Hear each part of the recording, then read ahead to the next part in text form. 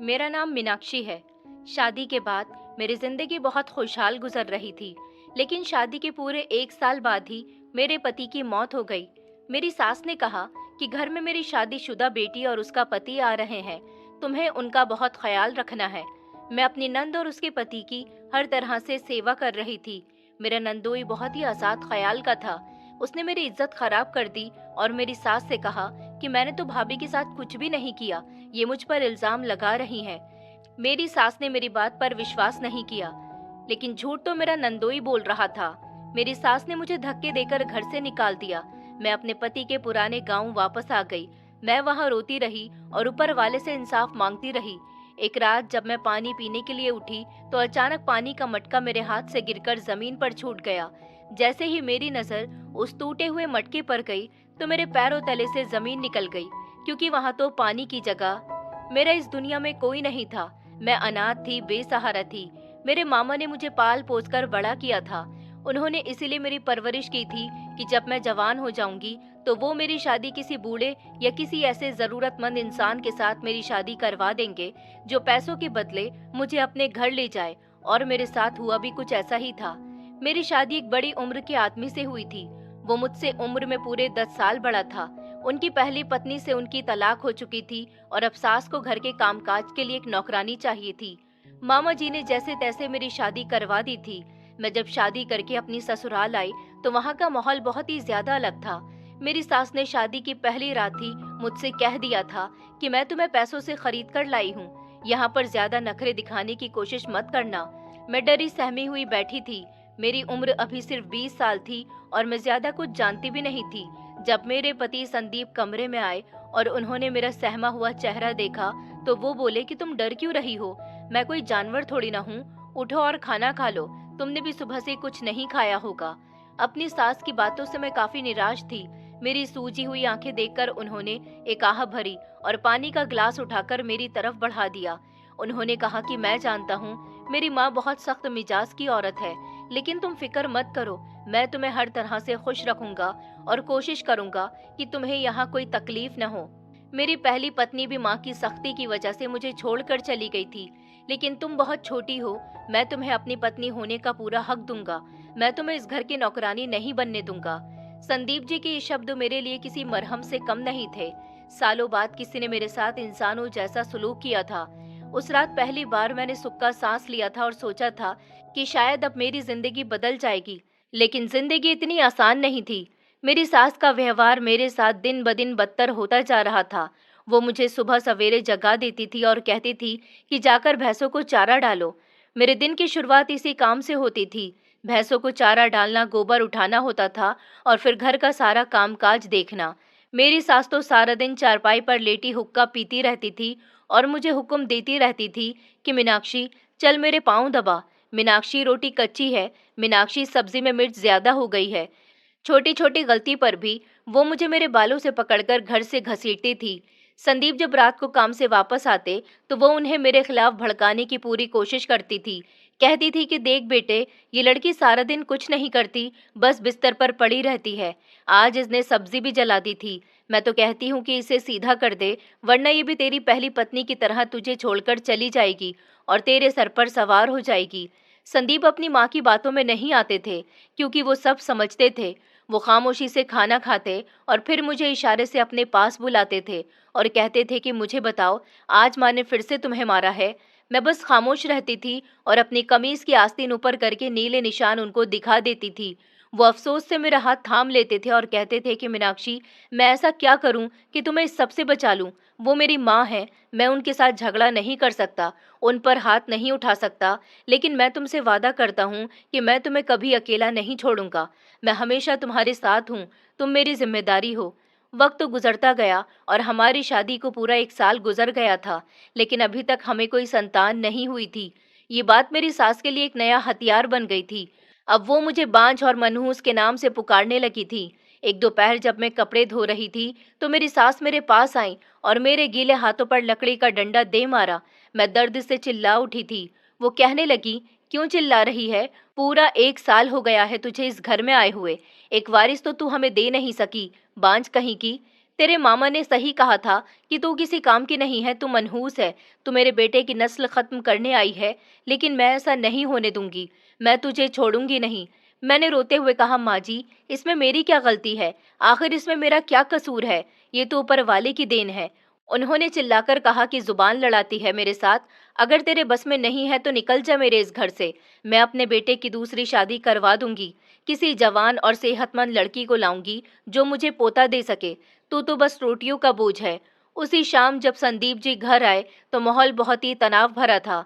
मेरी सास ने संदीप जी के सामने शर्त रख दी थी। उनसे कहा था कि या तो ये लड़की इस घर में रहेगी या फिर मैं, मुझे पोता चाहिए। संदीप अगर ये औलाद नहीं दे सकती तो इसे घर से निकाल दे। संदीप जी ने अपना सर पकड़ लिया, वो काफी थके हुए लग रहे थे।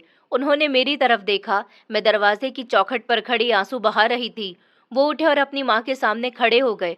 कहने लगे, माँ आप जानती हैं कि डॉक्टर ने क्या कहा था? डॉक्टर ने कहा था कि कमी मुझ में है, मीनाक्षी में नहीं। ये बेचारी तो वैसे ही बदनाम हो रही है, अगर मैं दूसरी शादी भी कर लूंगा तो भी मुझे औलाद नहीं होगी। मेरी सास ये सुनकर आग बबूला हो गई थी और कहने लगी कि खबरदार, जो अपने आप को कसूरवार ठहराया तो ये डॉक्टर झूठ बोलते हैं। ये कल की आई हुई छोकरी ने तुझ पर क्या जादू कर दिया है? तू तो अपनी माँ को ही झूठा कह रहा है। संदीप जी ने कहा कि नहीं नहीं माँ, मैं सच कह रहा हूँ, मीनाक्षी का कोई कसूर नहीं है। मैं इसे घर से नहीं निकालूंगा, ये मेरी पत्नी है और मरते दम तक मेरी पत्नी रहेगी। आपको इसके साथ गुजारा करना पड़ेगा। संदीप जी की आवाज में एक ऐसी पक्के फैसले की ताकत थी कि मेरी सास पहली बार में ही खामोश हो गई थी। वो गुस्से से पैर पटकती हुई अपने कमरे में चली गई थी। संदीप जी मेरे पास आए और मेरे आंसू साफ करते हुए बोले, तुम रोया मत करो, जब तक मैं जिंदा हूँ कोई तुम्हें इस घर से नहीं निकाल सकता। ये घर जितना मेरा है उतना ही तुम्हारा भी है। मुझे संदीप जी के शब्दों पर विश्वास था। वो वाकई मेरे लिए एक ढाल बनकर खड़े थे। उनके होने से मेरी सास का जुल्म कुछ कम तो नहीं हुआ था, लेकिन मुझे सहने की ताकत मिल गई थी। मुझे लगता था कि जब तक ये दीवार मेरे साथ खड़ी है तब तक कोई तूफान मेरा कुछ नहीं बिगाड़ सकता। लेकिन मुझे क्या पता था कि जिंदगी मेरे साथ क्या खेल खेलने वाली है। मेरी बदकिस्मती अभी खत्म नहीं हुई थी, बल्कि ये तो सिर्फ एक ट्रेलर था। असली तबाही तो अभी रास्ते में थी। अगले कुछ महीने इसी कंफ्यूजन में गुजर गए थे। सास ने मुझे मारना पीटना अभी तक कम नहीं किया था, लेकिन संदीप जी की मौजूदगी में वो थोड़ी सावधान हो गई थी। वो संदीप जी के काम पर जाते ही अपना असली रूप दिखाती थी और उनके आने से पहले मासूम बन जाती थी। एक दिन संदीप जी ड्यूटी पर जाने के लिए तैयार हो रहे थे। उन्होंने नाश्ता किया और मुझसे अपना टिफिन लिया। उस दिन उनके चेहरे पर एक अजीब सी उदासी थी। वो दरवाजे तक गए और फिर पलटकर मेरे पास आए। कहने लगे, मीनाक्षी अपना बहुत ख्याल रखना, आज मेरा दिल कुछ घबरा रहा है, अगर मुझे कुछ हो गया तो। मैंने जल्दी से उनके मुंह पर हाथ रख दिया और कहा कि ऐसी बातें मत किया कीजिए, ऊपर वाला आपको लंबी जिंदगी दे, आपके सिवा मेरा कौन है इस दुनिया में। वो धीमी मुस्कुराहट के साथ बोले कि हाँ, मेरे सिवा तुम्हारा कोई नहीं है, बस यही सोचकर तो मुझे डर लगता है। उन्होंने मेरे सर पर हाथ फेरा और फिर चले गए। मैं दरवाजे पर खड़ी उनको जाता हुआ देखती रही। मुझे क्या पता था कि ये उनका आखिरी दीदार है। मुझे क्या खबर थी कि आज शाम जब सूरज डूबेगा तो उनके साथ मेरी जिंदगी का इकलौता सहारा भी डूब जाएगा। दोपहर के समय मैं किचन में रोटियां बना रही थी कि अचानक गली में शोर मचा। लोगों की आवाजें जोर जोर से आ रही थी। कोई कह रहा था कि संदीप चतुर्वेदी का घर कौन सा है। अरे गजब हो गया! ये सुनकर मेरा दिल जोर से धड़का तो बेलन मेरे हाथ से छूटकर गिर गया। मैं नंगे पांव बाहर की तरफ भागी।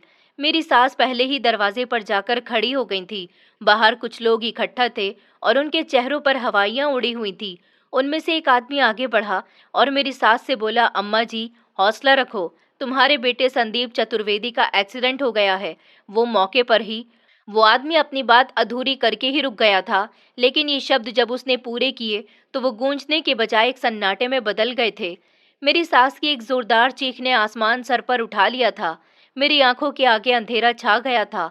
वो मजबूत दीवार जो मेरे और इस जालिम दुनिया के बीच में खड़ी हुई थी, वो अचानक गिर गई थी। मैं जमीन पर गिर गई, लेकिन मुझे होश था, मुझे सब सुनाई दे रहा था। मेरी सास रोते हुए मेरी तरफ लपकी और मेरे गिरेबान को झंझोड़ दिया। वो चिल्ला चिल्लाकर कह रही थी कि खा गई मेरे बेटे को, मनहूस खा गई। मेरा बेटा तो सुबह सही सलामत घर से निकला था। मेरा शेर जैसा बेटा, इसकी मनहूसियत ने उसे निगल लिया। जा मेरे घर से अभी निकल जा। मोहल्ले की औरतों ने मेरी सास को पकड़ा और मुझे बचाया। मैं जो पत्थर बनकर बैठी रही, मेरे आंसू सूख चुके थे। संदीप जी के शब्द मेरे कानों में गूंज रहे थे, जब तक मैं जिंदा हूँ मैं तुम्हारे साथ रहूंगा। लेकिन अब वो जिंदा नहीं थे। मेरा क्या होगा, ये सवाल मेरे सामने एक भयानक दीवार की तरह खड़ा था। संदीप जी के जाने के साथ ही मेरी खुशियां भी जा चुकी थी। घर में मातम छाया हुआ था, लेकिन मेरी सास रो रो कर मुझे कोस रही थी और कह रही थी कि मेरा इकलौता बेटा था, अब क्या होगा, मुझे छोड़कर चला गया। संदीप जी मेरी सास के एक ही बेटे थे और उनकी एक छोटी बहन भी थी जिसकी शादी देहरादून में हुई थी। भाई की अचानक मौत की खबर सुनकर वो घर आ गई थी। उसका पति नहीं आया था। वो भी मुझे अपनी माँ के साथ साथ बुरा भला कह रही थी और चिल्ला चिल्ला कर रो रही थी कि मेरा भाई चला गया, अब मेरी माँ का क्या होगा। उन दोनों माँ बेटी की ये फरियाद मोहल्ले का दिल दहला रही थी। वो बार बार अपने सीने पर थप्पड़ मारती और मेरी तरफ इशारा करके लोगों को बताकर कहती कि देख लो इस कलमुही को, मेरे हंसते बसते घर को खा गई है ये मनहूस। मेरे बेटे के सर पर सवार थी, तभी तो वो मुझे छोड़कर चला गया। औरतें मेरी सास और नंद को तसल्ली देती रहीं और पानी का गिलास पेश करती रहीं, लेकिन मेरी सास की आंखों में आंसू कम और मेरे लिए नफरत ज्यादा थी। कोई मुझे तसल्ली देने वाला नहीं था। मैं सफेद साड़ी पहने एक तरफ बैठी थी। मेरी आंखों से आंसू निकल रहे थे, लेकिन गले से आवाज नहीं निकल रही थी। मुझे अभी तक विश्वास नहीं हो रहा था कि वो इंसान जो मुझे हर तकलीफ से बचाता था, अब मुझे छोड़कर चला गया है। मेरे पति की मौत के दूसरे दिन संदीप जी के साथ काम करने वाले कुछ लोग हमारे घर आए थे। उनके पुराने साथी जो अफसोस करने और कुछ ऑफिस की कार्यवाही के लिए आए थे। उनमें से एक आदमी ने एक फाइल निकाली और बोले, माँ जी, संदीप बहुत ईमानदार और मेहनती आदमी था। उसकी इस अचानक मौत का हम सबको बहुत दुख है। ये कुछ कागजात हैं संदीप के इंश्योरेंस और पेंशन के। इस पर कानूनी तौर पर उसकी विधवा मतलब कि भाभी का हक है। ये सुनते ही मेरी सास के कान खड़े हो गए। वो जो अभी तक रो रो कर अपनी हालत खराब किए बैठी थी, एकदम से सीधी होकर बैठ गई और बोली, कैसी पेंशन, कैसा हक, ये लड़की तो अनपढ़ जाहिल है, इसे क्या पता कागजात का। संदीप मेरा बेटा था और इस घर की बड़ी मैं हूँ। तुम ये कागजात और पैसे मुझे दे दो, मैं खुद संभाल लूंगी। उस आदमी ने हिचकिचाते हुए मेरी तरफ देखा। मैं सर झुकाए बैठी थी। मेरे अंदर इतनी हिम्मत नहीं थी कि अपनी सास के सामने बोल सकती, लेकिन उस आदमी ने कहा कि माँ जी, कानून के मुताबिक इस पर संदीप की विधवा की सिग्नेचर जरूरी है। उस आदमी ने नरम दिल से मेरी सास को समझाने की कोशिश की थी, लेकिन उन्होंने मेरी तरफ घूर कर देखा और दांत पीसते हुए बोली, मीनाक्षी इधर आ। इन कागजात पर अंगूठा लगा और खबरदार जो ज्यादा होशियारी दिखाने की कोशिश भी की तो। मैंने कांपते हुए हाथों से अंगूठा लगा दिया। वो आदमी अफसोस भरी नजरों से मुझे देखता रहा और फिर एक लिफाफा मेरी सास के हाथ में थमाकर चला गया। जैसे ही वो लोग गए, मेरी सास ने वो लिफाफा और कागजात अपने कब्जे में ले लिए। कहने लगी कि ये मेरे बेटे के खून पसीने की कमाई है, तेरे हाथ में दे दूंगी तो तू अपने मायके में लुटा देगी। आज के बाद पेंशन का जो भी पैसा आएगा वो मैं वसूल करूंगी। तुझे सिर्फ 2 वक्त की रोटी मिलेगी, वो भी अगर तमीज से रहेगी तो। मैं खामोश रही। मेरे पति की मौत ने मुझे बेजुबान कर दिया था। अब मेरे पास खोने के लिए कुछ नहीं बचा था। संदीप जी की पेंशन लग गई थी और हर महीने एक तय रकम आती थी, लेकिन मुझे उसमें से 1 रुपया भी नसीब नहीं होता था। दिन गुजरते जा रहे थे और मेरी सास का व्यवहार बद से भी बदतर होता गया। अब तो घर का काम काज करने के बावजूद भी मुझे पेट भर के खाना तक नहीं मिलता था। एक रात मैं भूख से बेहाल थी और किचन में जाकर बची हुई रोटी तलाश कर रही थी। अचानक मेरी सास वहां आ गई और चिल्लाने लगी, चोर कहीं की, अब तू चोरी पर उतर आई है। मैंने तुझे मना किया था ना कि मेरे पूछे बिना खाने को हाथ मत लगाना। मैंने कहा, माँ जी, कल रात से मैं भूखी हूँ, काम करके टांगे जवाब दे रही हैं, थोड़ा सा खाना दे दो, ऊपर वाला आपका भला करेगा। मैंने उनसे विनती भरे अंदाज में कहा। सास ने मेरे हाथ से रोटी का टुकड़ा छीन लिया और उसे डस्टबिन में फेंक दिया। कहने लगी, ये कुत्तों को डाल दूंगी, लेकिन तुझे नहीं दूंगी। मुफ्त की रोटियां तोड़ने की आदत हो गई है तुम्हें, सारा दिन मनहूस शक्ल लेकर फिरती रहती है। इतने में ही मेरी नंद भी जम्हाई लेती हुई वहां आ गई और अपनी माँ से बोली, मम्मी, रात को ये क्या शोर लगा रखा है। मेरी सास ने कहा, ये चोरनी किचन से आधी रात को खाना चुरा रही थी। वो बोली, अरे मम्मी, देखो तो बेचारी कितनी कमजोर हो गई है, अगर खाना मांग रही है तो थोड़ा सा दे दो ना। मेरी सास ने कहा, तू तू शांत हो जा और जाकर सो जा। उसने कहा, ठीक है, मैं जा रही हूँ, और फिर वो चली गई। मेरी सास ने मुझे डांटा और बोली, दफा हो जा मेरी नजरों से। मुझे उस रात भूखे पेट ही सोना पड़ा था। संदीप जी की यादें मुझे तड़पाती रहीं। वो होते तो कभी मुझे भूखा नहीं सोने देते। मैं ऊपर वाले से शिकायत करती रही कि या तो मुझे हिम्मत दे या मुझे अपने पास बुला ले। कुछ महीने और गुजर गए थे। एक दिन घर में एक नई हलचल मची हुई थी। मेरी सास आज बहुत खुश नजर आ रही थी। उन्होंने पूरे घर की सफाई करने का इरादा कर लिया था। मुझे बुलाया और कहने लगी कि घर को बहुत अच्छे से चमका देना, आज मेरा दामाद आ रहा है। मेरी नंद भी बहुत खुश थी क्योंकि उसका पति बहुत समय बाद आज अपनी ससुराल आ रहा था। वो अपने पति के साथ कुछ दिन यहाँ ठहरने के बाद वापस अपने घर जाने वाली थी। मेरी सास ने मुझे बताया कि दामाद जी कुछ दिन यहीं पर रहेंगे, उनके सामने ज्यादा आने की कोशिश मत करना। मैं नहीं चाहती कि तेरे मनहूस साये की वजह से उनकी जिंदगी में भी कोई मुश्किल आ जाए। मेरी नंद कहने लगी, और हाँ, एक बात का ख्याल रखना, बस यही सफ़ेद साड़ी पहने रहना। इसके अलावा किसी भी तरह का कोई मेकअप किया या कोई भी ज्वेलरी वगैरह पहनी तो तुम्हारी खैर नहीं है। मेरे पति से दूर रहना। मैंने उन दोनों से कहा कि ठीक है, मैं ख्याल रखूंगी। मैंने शादी के वक्त उनकी एक झलक देखी थी। सास ने फिर से मुझे उंगली नचाकर वार्न किया था कि याद रखना, उनके सामने बिल्कुल भी मत आना, वरना तुम्हारी खैर नहीं है। और हाँ, दामाद जी की खातिर में कोई कमी नहीं रहनी चाहिए। घर का हर कोना कोना साफ कर दे और जल्दी से अच्छा खाना तैयार कर। घर भी बिल्कुल शीशे की तरह चमकना चाहिए। अगर कहीं थोड़ी सी भी धूल नजर आई तो तेरी खैर नहीं है। मैंने दिन रात एक करके पूरा घर साफ कर दिया था। कालीन धोए थे, पर्दे बदले थे और फर्नीचर चमका दिया था। मेरे नंदोई आशीष के आने से एक दिन पहले मेरी सास ने मुझे बुलाया। उनके चेहरे पर एक अजीब सी सख्ती थी। उन्होंने कहा, मीनाक्षी, कल दामाद जी आ जाएंगे। मैंने सोचा है कि तू मेरे दामाद और मेरे बेटे की खुशियां खा जाएगी, क्योंकि जो अपने पति की नहीं हुई वो अपनी नंद की क्या होगी। उनकी बात सुनकर मेरा दिल धक से रह गया। मैं समझ नहीं पाई थी कि वो क्या कहना चाह रही हैं। मैंने कहा, माँ जी, मैं समझी नहीं।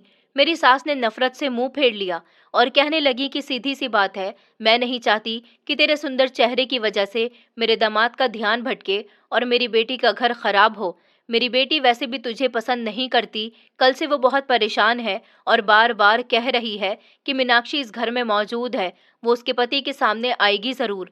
मैंने कहा, माँ जी, मैं कहाँ जाऊंगी? ये मेरा घर है और मेरे पति का घर है। संदीप जी ने कहा था कि मैं इसी घर में रहूंगी। मेरी सास ने नफरत से हंसते हुए कहा, संदीप मर गया है और उसकी बातें भी उसके साथ मर गई हैं। ये घर मेरे पति का है, इस पर सिर्फ मेरा और मेरी बेटी दामाद का हक है। तुझे आज ही यहाँ से निकलना होगा। मैं उनके कदमों में गिर गई और रोने लगी, गिड़गिड़ाने लगी। माँ जी, ऐसा जुल्म मत करो। मेरी मामी मुझे स्वीकार नहीं करेंगी। मेरा इस दुनिया में कोई ठिकाना नहीं है। मैं आपके घर की नौकरानी बनकर रह लूंगी। मैं जीजा जी के सामने नहीं आऊंगी। मुझे घर के किसी कोने में पड़ा रहने दो। मेरी सास ने बेदर्दी से मुझे ठोकर मार कर कहा कि पीछे हट, नाटक बंद कर, नौकरानी बनकर रहेगी। अगर मुझे नौकरानी ही रखनी होगी तो उसे तनख्वाह देनी पड़ेगी, और तुझे रखूंगी तो तेरा मनहूस साया बर्दाश्त करना पड़ेगा। मेरी बेटी की जिंदगी का सवाल है, मैं कोई रिस्क नहीं ले सकती। अपना सामान उठा और निकल जा इसी समय। उन्होंने मेरा हाथ पकड़ा और घसीटते हुए मुझे बाहर दरवाजे तक ले आई। मैं रोती रही, चीखती रही, लेकिन उनके दिल में मेरे लिए थोड़ा भी रहम नहीं आया। उन्होंने मेरा छोटा सा कपड़ों का थैला गली में फेंक दिया और मुझे धक्का देकर दरवाजा जोर से बंद कर दिया। मैं बाहर गली की धूल में पड़ी थी। मेरे घुटने छिल गए थे। दोपहर की कड़ी धूप मेरे सर पर थी और मैं नंगे पांव सड़क पर बैठी थी। सामने वो बंद दरवाजा था जो कभी मेरा अपना घर था। मैंने उठकर दरवाजा पीटना शुरू कर दिया। माँ जी, खोल दो दरवाजा, मैं कहाँ जाऊंगी? ऊपर वाले के लिए मुझे मत निकालो, कोई तो मेरी फरियाद सुन लो। दीदी, दीदी, आप माँ जी को समझाओ ना, मैं जीजा जी के सामने नहीं आऊंगी। मैं कई घंटे वहां खड़ी रही। मेरा गला बैठ गया था, आंसू सूख चुके थे। मोहल्ले के लोग गुजरते रहे और तमाशा देखते रहे। कुछ औरतें खिड़कियों से झांक रही थी। सब जानते थे कि मेरी सास का व्यवहार कैसा है, इसलिए कोई भी बीच में पड़ने की हिम्मत नहीं कर रहा था। शाम होने को थी जब मोहल्ले के एक बूढ़े अंकल सड़क से गुजर रहे थे। उन्होंने मुझे दरवाजे पर सर रखे रोते हुए देखा तो वो रुक गए और कुछ लोग भी वहां जमा हो गए। उन्होंने इज्जत से पूछा और कहा कि बेटी, क्या बात है, तुम बाहर क्यों बैठी हो? मैंने हिचकियां लेते हुए उन्हें सारी बात बता दी। लोगों में चर्चा शुरू हो गई थी। वो कहने लगे कि ये तो बहुत बड़ा जुल्म है। विधवा बच्ची को ऐसे घर से कैसे निकाला जा सकता है? इसकी सास को ऊपर वाले का डर नहीं है। अंकल ने आगे बढ़कर कुंडी खटखटाई। काफी देर के बाद दरवाजा खुला। मेरी सास गुस्से से बाहर आई और कहने लगी कि क्या तमाशा लगा रखा है आप लोगों ने? मेरे घर के मामले में टांग अड़ाने की कोई जरूरत नहीं है। अंकल ने सीरियस होकर कहा कि घर का मामला नहीं है, ये जुल्म है। ये बच्ची तुम्हारे गुजरे हुए बेटे की विधवा है, उसका भी इस घर में हक है। तुम इसे ऐसे कैसे सड़क पर छोड़ सकती हो? अगर तुमने इसे नहीं रखा तो हम पुलिस को बुलाने पर मजबूर हो जाएंगे। पुलिस का नाम सुनकर मेरी सास के चेहरे का रंग उड़ गया था। वो जानती थी कि संदीप की पेंशन वो गैर कानूनी तौर पर खा रही हैं और अगर बात खुली तो वो फंस सकती हैं। उन्होंने बात बदल दी और अंकल जी से कहा कि भाई साहब, आप गलत समझ रहे हैं। मैं इसे निकाल नहीं रही थी, बस घर में जगह कम है। मेरे दामाद आ रहे हैं और फिर मेहमान और भी आ जाएंगे, इसलिए मैं चाह रही थी कि ये कुछ दिनों के लिए कहीं और चली जाए। उन्होंने कहा, तो फिर तुम इसके लिए कोई और इंतजाम करो, ये कहाँ जाएगी? इसका तो इस दुनिया में कोई भी जिंदा नहीं है। मेरी सास कुछ लम्हे सोचती रही, फिर मेरी नंद ने उनको कुछ इशारा किया। मेरी सास की आंखों में चमक उभर आई थी। उन्होंने कहा, ठीक है, अगर आप लोग जिद कर रहे हैं तो मैं इसे छत देने को तैयार हूँ, लेकिन ये मेरे घर में नहीं रहेगी। मेरे पति का वो पुराना घर जो गांव के बाहर है, वहां जाकर इसे रहना पड़ेगा। लोग सन्नाटे में आ गए थे। वो हवेली जिस पर बताया जाता था कि उसमें किसी भूत का साया है, वो तो सालों से वीरान पड़ा हुआ था और वहां रात तो दूर दिन में भी कोई जाने की हिम्मत नहीं करता था। एक औरत ने डरते डरते कहा, बहन, वो घर तो खंडर बन चुका है, वहां तो जानवर भी रहते हैं, ये अकेली वहां कैसे रहेगी? मेरी सास ने कंधे उचका दिए और बोली, मेरे पास तो वही जगह है, रहना है तो रहो, वरना जहां मर्जी चली जाए।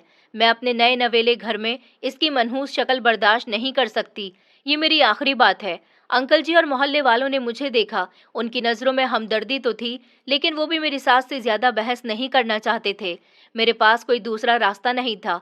मामा जी के घर वापस जाने का मतलब मौत को दावत देना था और सड़क पर रहने का मतलब इज्जत की मौत। मैंने आंसू साफ किए और धीमी आवाज में कहा कि मुझे मंजूर है, मैं वहीं पर रह लूंगी। मेरी सास के होठों पर एक जुल्म भरी मुस्कुराहट आ गई थी। उन्होंने कहा, बहुत अच्छा, अभी चलो मेरे साथ, मैं तुम्हें वहां छोड़ आती हूँ। बाद में मत कहना कि मैंने ठिकाना नहीं दिया। उन्होंने मेरा बाजू पकड़ा और मुझे लेकर गांव के बाहर की तरफ चल पड़ी। शाम का अंधेरा गहरा हो रहा था। हम आबादी से काफी दूर निकल गए थे। रास्ते में लोग हमें पलट पलट कर देख रहे थे, लेकिन कोई मदद के लिए आगे नहीं आया था। कुछ देर के बाद हम इस मकान के सामने खड़े थे। ये एक पुरानी इमारत थी, ऊंची ऊंची दीवारें जो जगह जगह से टूटी हुई थी, लकड़ी का भारी दरवाजा जो एक तरफ झुका हुआ था और इसके चारों तरफ उगने वाली झाड़ियां उसकी वीरानी का पता दे रही थी। मेरी सास ने दरवाजे को धक्का दिया। वो चिड़चिड़ाता हुआ सा खुल गया। अंदर से चमगादड़ों के उड़ने की आवाज आई और एक अजीब सी बदबू मेरी नाक से टकराई थी। उन्होंने कहा, ये लो तुम्हारा महल, अब तुम यहीं रहो और ऐश करो। उन्होंने मुझे अंदर धक्का दिया। मैं लड़खड़ाकर आंगन में गिरी थी। वहां हर तरफ सूखे हुए पत्ते और मलबा बिखरा हुआ था। उन्होंने कहा, और सुनो, मेरे घर का रुख करने की जरूरत नहीं है। संदीप की पेंशन मुझे मिलती रहेगी तो मैं हर महीने में एक बार तुम्हें राशन भिजवा दिया करूंगी। अगर ज्यादा जुबान चलाई तो वो भी बंद कर दूंगी। उन्होंने ये कहा और पलटकर चली गई। मैंने उठकर उन्हें रोकना चाहा। माँ जी, मुझे यहाँ अकेले डर लगता है, यहाँ कोई नहीं है। वो रुकी नहीं। उन्होंने जाते जाते बस इतना कहा, अब तेरा इस दुनिया में कोई नहीं है, डर की आदत डाल ले। वो अंधेरे में कहीं गायब हो गई और मैं इस वीरान और खतरनाक घर के आंगन में अकेली खड़ी रह गई। हवा से दरवाजे खड़क रहे थे और ऐसा लग रहा था कि दीवारों से कोई मुझे झांक रहा है। रात का अंधेरा फैल चुका था और इस वीरान हवेली का सुकून मेरे दिल की धड़कनों को और भी तेज कर रहा था। चारों तरफ ऊंची ऊंची दीवारें थीं जो जगह जगह से टूटी हुई थी और उनसे आसमान का काला सिया रंग झांक रहा था। हवा जब उन टूटी हुई दीवारों के सुराखों से गुजरती तो ऐसी साए साए की आवाजें पैदा होती जैसे कोई रो रहा हो। मैं आंगन में बिल्कुल बीच में खड़ी थी और मेरे पांव बहुत भारी हो चुके थे।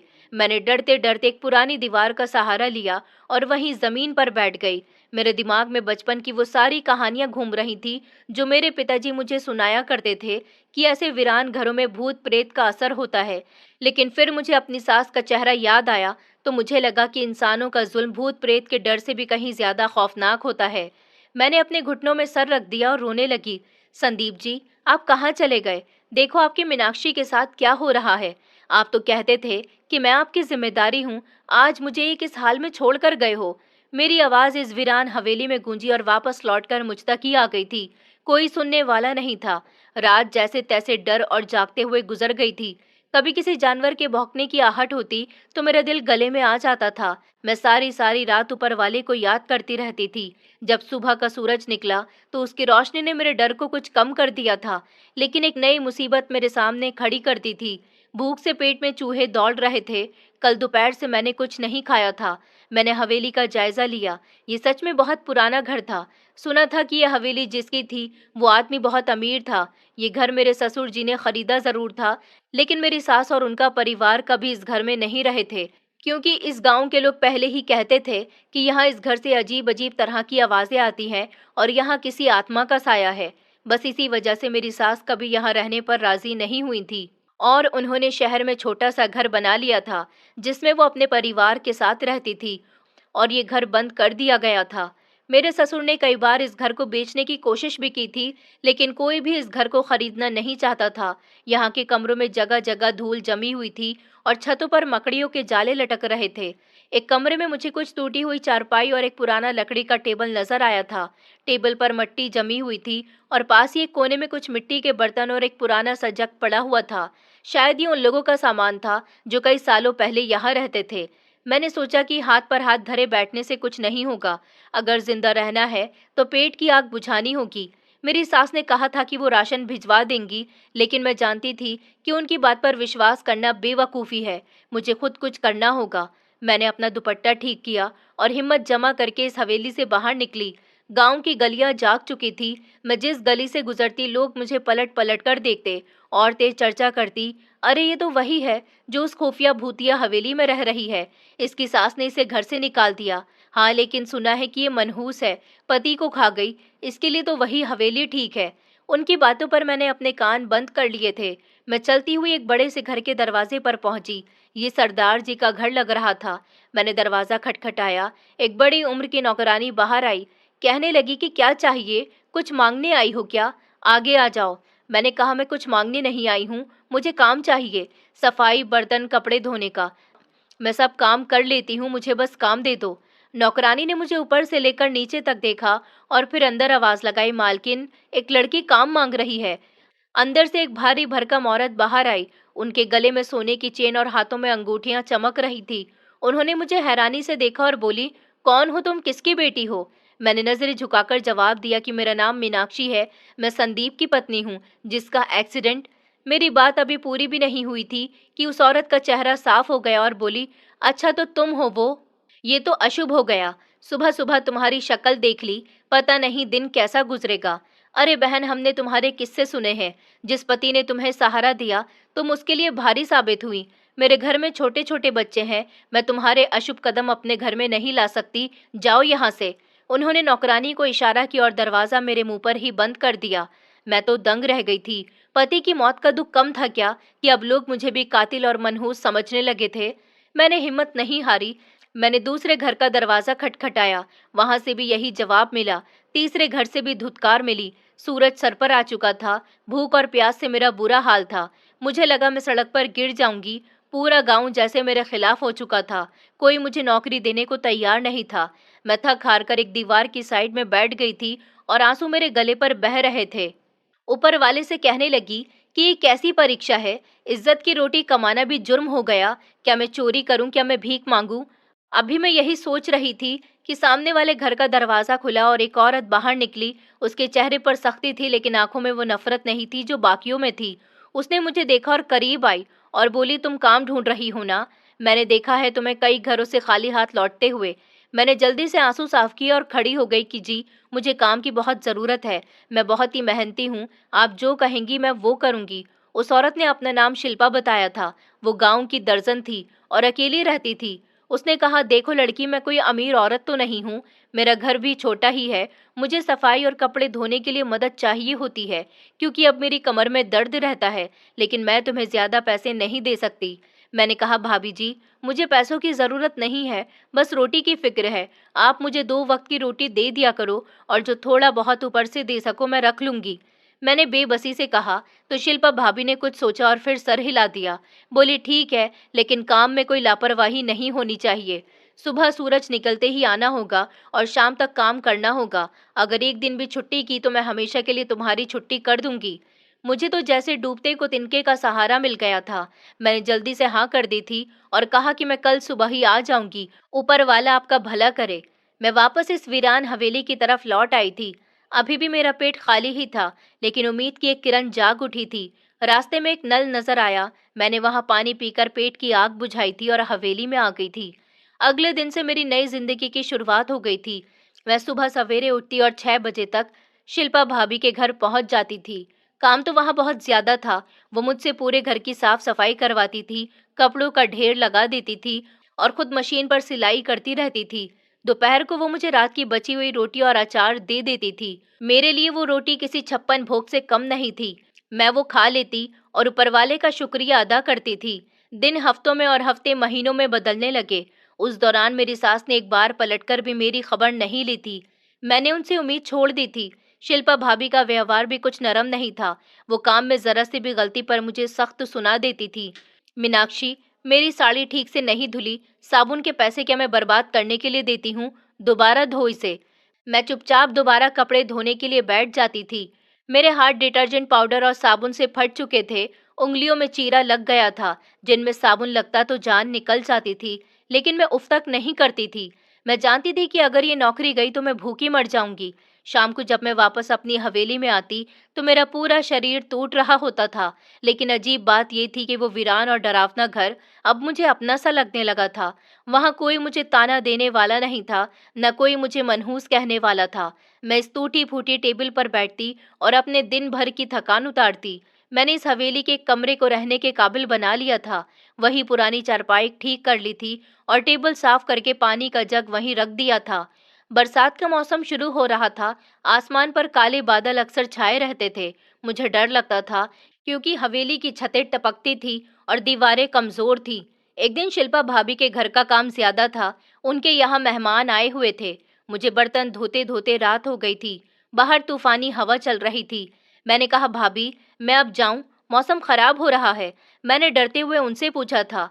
शिल्पा भाभी ने खिड़की से बाहर देखा और बोली, हाँ जाओ, कल जल्दी आ जाना, मेहमानों का नाश्ता बनाना है। मैं तेज कदमों से हवेली की तरफ भागी। हवा इतनी तेज थी कि मेरे कदम उखड़ रहे थे। जैसे ही मैं हवेली पहुंची, बारिश का पहला कतरा मेरे चेहरे पर गिरा।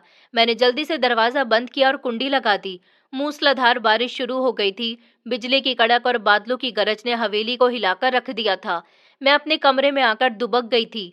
छत से पानी टपक रहा था। मैंने जगह जगह बर्तन रख दिए थे ताकि फर्श गीला न हो। अचानक बिजली जोर से कड़की और पूरा कमरा रोशन हो गया। मुझे दीवारों में अजीब सी आवाजें आने लगी। ये ईंटों के सरकने की आवाज थी। मेरा दिल जोर जोर से धड़कने लगा कि कहीं ये छत न गिर जाए। मैं ऊपर वाले से प्रार्थना करने लगी। बाहर तूफान थमने का नाम नहीं ले रहा था। हवा दरवाजा और खिड़कियों से टकरा रही थी। मुझे ऐसा लग रहा था कि आज रात मेरी आखिरी रात है। मैंने देखा कि कमरे की एक दीवार में दरार पड़ती जा रही है। ये वही दीवार थी जिसके साथ वो पुराना टेबल रखा हुआ था। पानी इस दरार के अंदर जा रहा था और मिट्टी नरम पड़ रही थी। मैं डर के मारे कमरे के दूसरे कोने में सिमट गई। मुझे संदीप जी बहुत याद आ रहे थे। संदीप जी, काश आप होते तो मुझे इस तूफान का सामना अकेले ना करना पड़ता। अचानक एक जोरदार धमाका हुआ। ऐसा लगा जैसे कोई चीज ऊपर से गिरी हो। मैंने चीख मारी और कानों पर हाथ रख लिए। धूल और मिट्टी का तूफान कमरे में उठा। मुझे कुछ दिखाई नहीं दे रहा था, बस मलबे के गिरने की आवाज आ रही थी। मेरा सांस रुक गया था। क्या मैं जिंदा हूँ? मैंने अपने हाथ पांव हिलाए। मैं सलामत थी, लेकिन मेरे बिल्कुल सामने दीवार थी जिसका मुझे डर था, वो गिर चुकी थी। मलबे का एक ढेर वहां लग गया था। बारिश का पानी अब सीधा अंदर आ रहा था। मैं सारी रात उस कोने में बैठी कांपती रही। नींद का तो सवाल ही पैदा नहीं होता था। मैं बस सुबह होने का इंतजार कर रही थी कि रोशनी हो और मैं देख सकूं कि कितना नुकसान हुआ है। सुबह की पहली किरण के साथ बारिश थम गई थी। मैं हिम्मत करके उठी और इस गिरी हुई दीवार के पास गई। ईंटें और मिट्टी का ढेर लगा हुआ था। मुझे ये मलबा हटाना था, वरना चलने का रास्ता भी बंद हो चुका था। मैंने दुपट्टा कमर में बांधा और मलबा हटाने लगी। मिट्टी बारिश की वजह से भारी हो चुकी थी। मेरे हाथ भी मिट्टी से गंदे हो चुके थे। मैं एक एक करके ईंटें उठाकर साइड पर रख रही थी कि अचानक मेरा हाथ किसी सख्त चीज से टकराया। ये ईंट नहीं थी। मैंने मिट्टी हटाई तो देखा कि एक छोटा सा मिट्टी का मटका है। इसका मुंह मिट्टी से बंद था। मेरे दिल की धड़कन एक लम्हे के लिए रुक गई। मुझे याद आया कि यह हवेली कई सालों पहले किसी बहुत अमीर इंसान की थी। मुझे याद आया और संदीप जी की बताई हुई बातें मेरे दिमाग में घूमने लगी। एक रात मुझे संदीप जी ने इस घर के बारे में बताया था। मेरे हाथ कांपने लगे। मैंने आसपास देखा, कोई नहीं था। सिर्फ मैं और ये वीरान हवेली थी। मैंने सावधानी से इस मटके को बाहर निकाला। वो काफी वजनदार थी। मेरी थकान एकदम से गायब हो गई। उम्मीद का एक चिराग मेरे दिल में रोशन हो गया। मैंने कांपते हुए हाथों से मटके के ऊपर जमी हुई मिट्टी को साफ किया और सोचा कि अगर इस मटके में सोना हुआ तो मेरी तकदीर बदल जाएगी, क्योंकि मेरे पति ने मुझे बताया था कि इस घर में रहने वाला इंसान कोई मामूली इंसान नहीं था। उनके पास इतनी दौलत थी कि हर किसी की उसकी दौलत पर नजर रहती थी। एक दिन कुछ डाकू आए और इस हवेली से सारे पैसे और जेवरात चोरी करके ले गए, और यहाँ जो परिवार रहता था उस पूरे परिवार का कत्ल कर दिया गया। उन डाकुओं का तो आज तक पता नहीं चला कि वो कौन से डाकू थे और चोरी करने के बाद कहाँ गायब हो गए। लेकिन सुना है कि उन लोगों की आत्मा ही इस हवेली में भटकती है। मुझे शुरू में तो डर लगा था, लेकिन यहाँ आने के बाद मुझे ऐसा कुछ भी महसूस नहीं हुआ था कि किसी की आत्मा यहाँ भटक रही है, क्योंकि मैं पहले ही दुनिया के लोगों के हाथों बहुत सताई हुई थी। अब मुझे किसी की आत्मा क्या परेशान कर सकती थी। मुझे लगा हो सकता है उन लोगों ने अपनी थोड़ी सी दौलत अपने ही घर में कहीं छुपा दी हो। मैंने सोचा अगर इस मटके में सोना या पैसे हुए तो मेरी तकदीर बदल जाएगी। मुझे किसी के आगे हाथ फैलाने की जरूरत नहीं होगी, लोगों के ताने नहीं सुनने पड़ेंगे, मुझे शिल्पा भाभी के घर काम नहीं करना पड़ेगा। लेकिन फिर एक डर दिल में आया कि अगर इसमें कुछ और हुआ तो मेरा क्या होगा। मैंने गहरा सांस लिया और मटके को दोनों हाथों में थाम लिया। मेरा भविष्य इस मटके के अंदर बंद था। उसे लेकर मैं रोशनी में आई ताकि देख सकूं कि मेरी किस्मत में क्या लिखा है। मेरे हाथ कांप रहे थे और दिल की धड़कन कानों में हथौड़े की तरह बरस रही थी। मिट्टी से लिथड़ा हुआ वो मटका मेरे सामने था। मैंने एक गहरी सांस ली और कांपते हुए हाथों से उसके मुंह पर लगी हुई मिट्टी की सील बनाने की कोशिश की। मेरे दिमाग में अपने पिताजी की वो कहानी याद आई, जब वो बताया करते थे कि पुराने जमाने में जब लोगों के पास दौलत ज्यादा होती थी तो वो डाकुओं और चोरों के डर की वजह से अपनी सारी दौलत को जमीन और दीवारों में छुपाकर रखते थे। इसलिए मुझे पूरा यकीन था कि मेरी बदकिस्मती के दिन खत्म होने वाले हैं और इस मटके के अंदर सोने के सिक्के होंगे जो मेरी जिंदगी बदल देंगे। आखिरकार मटके का मुंह खुल गया था। मैंने अपनी आंखें बंद करके प्रार्थना की और फिर धीरे से अपना हाथ मटके के अंदर डाला। मेरी उंगलियों को किसी धातु के बजाय सूखी और खुरदरी चीज महसूस हुई थी। मैंने झटके से हाथ बाहर निकाला और मटके को उल्टा करके देखा तो मेरी आंखें खुली की खुली रह गईं। इसमें सोने के सिक्के नहीं थे, बल्कि पुराना और सूखा हुआ भूसा निकला। ये मेरे साथ कैसा मजाक है? मेरे मुंह से जल्दी से निकल गया था। मेरी सारी उम्मीदें दम तोड़ गई थी। मैं वहीं मिट्टी के ढेर पर बैठी रह गई थी। मेरी आंखों से आंसू निकल रहे थे। मुझे अपनी किस्मत पर हंसी आने लगी थी कि मैं कितनी बेवकूफ हूँ जो सपना देख रही थी। मीनाक्षी, तुम्हारी किस्मत में सोना कहाँ? तुम्हारी किस्मत में तो बस मिट्टी और धूल है। अगर मेरी किस्मत इतनी अच्छी होती तो क्या मैं अनाथ होती? अगर मेरा भाग्य अच्छा होता तो क्या मामा मामी मुझे सास के हाथों बेच देते और सास धक्के मारकर मुझे घर से निकाल देती? मैंने मायूसी की कंडीशन में वो मटका उल्टा कर दिया था और पास ही मौजूद उस पुराने लकड़ी के टेबल पर जोर से रख दिया था। मेरा दिल कर रहा था कि चीखे मार कर रोऊं, लेकिन अब तो आंसू सूख चुके थे। मैं सुबह से काम कर रही थी और थकान से मेरा बहुत बुरा हाल हो रहा था। गले में प्यास के कांटे चुभ रहे थे। मैंने टेबल पर देखा, वही पुराना जग पड़ा था जो मैं इस्तेमाल कर रही थी। मैं पानी पीने के लिए आगे बढ़ी। मेरा ध्यान कहीं और ही था और आंखों में मायूसी के अंधेरे थे। जैसे ही मैंने जग उठाने के लिए हाथ बढ़ाया, मेरी कोहनी इस मिट्टी से टकरा गई। एक जोरदार छन की आवाज आई। मटका टेबल से नीचे जमीन पर जा गिरा और टूट गया। मैंने कहा, ओहो, अब ये गंदगी भी मुझे ही साफ करनी पड़ेगी। मैं बड़बड़ाती हुई नीचे झुकी, लेकिन जैसे ही मेरी नजर जमीन पर पड़ी, मेरा हाथ गले में अटक गया। मेरी आंखें हैरानी से फट गईं। वो भूसा जो मटके के ऊपर भरा हुआ था वो बिखर चुका था और इस भूसे के नीचे जमीन पर दर्जनों सोने के सिक्के चमक रहे थे। मैंने अपनी आंखों को झपका, शायद मुझे धोखा हो रहा है। मैंने कांपते हुए हाथ से एक सिक्का उठाया जो बहुत वजनदार था और इस पर पुराने जमाने की मोहर लगी हुई थी। ये पक्का सोना था। ऊपर वाले की कृपा थी। मैं तो ऊपर वाले का शुक्र अदा कर रही थी। अब मुझे समझ आया था कि पुराने जमाने के अमीर लोग सच में अपने पुराने घरों में अपना रुपया, पैसा और सोना चांदी इसी तरह से छुपा कर रखते थे। लेकिन चोरों से बचाने के लिए उन्होंने ऊपर से भूसा भर दिया था, ताकि अगर कोई देखे तो उसे बेकार समझकर छोड़ जाए। मेरी मायूसी एक लम्हे में बदल गई थी। मैंने जल्दी जल्दी वो सारे सिक्के समेटे। मेरी झोली अब सोने के सिक्कों से भर गई थी।